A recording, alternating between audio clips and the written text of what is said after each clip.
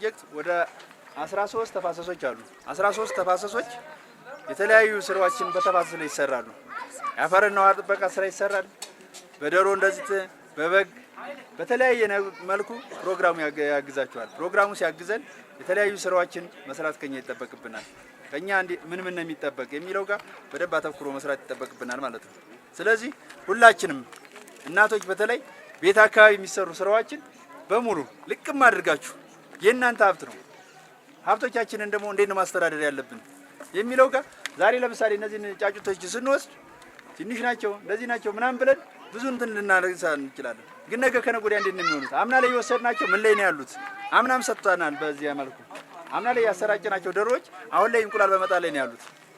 የሰጠናችሁ በጎች ደልበው ጥሩ ውጤት እንዳመጣችሁ አንዳንድ ሪፖርቶችንም እያየን ነው ያለነው። እኛ በአካል መተን ባንደግፋችሁ ባለሙያ ግን እናንተን በየአንዳንዳችሁ ቤት እየመጣ እያገዛችሁ ነው። ስለዚህ ባለሙያዎቻችሁን በእጃችሁ ይዛችሁ ፕሮግራሞች ብዙ ስራ እንዲሰሩ ማድረግ ይጠበቅብናል። ነገ ከነገ ወዲያ ሌላ ሀብትም ጭምር ይዘው እንዲመጡ በዚህ ላይ የምንሰጣችሁን አላማ ላይ መዋል፣ እንክብካቤያችሁ ማሳመር፣ የዶሮዎችን ከመኖሪያ ቤታችን ለይታችሁ የራሳቸው መዋያ የራሳቸው ማደሪያ ቤት አዘጋጅታችሁ ምግባቸውን አጠቃላይ እንቅስቃሴውን በደንብ ተከታትላችሁ ውጤት እንድታመጡ ስለተፈለገ ነው። ውጤት እንዴት እናምጣ ብሎ ሊያስጨንቃችሁ ሊያስጠብባችሁ ይገባል።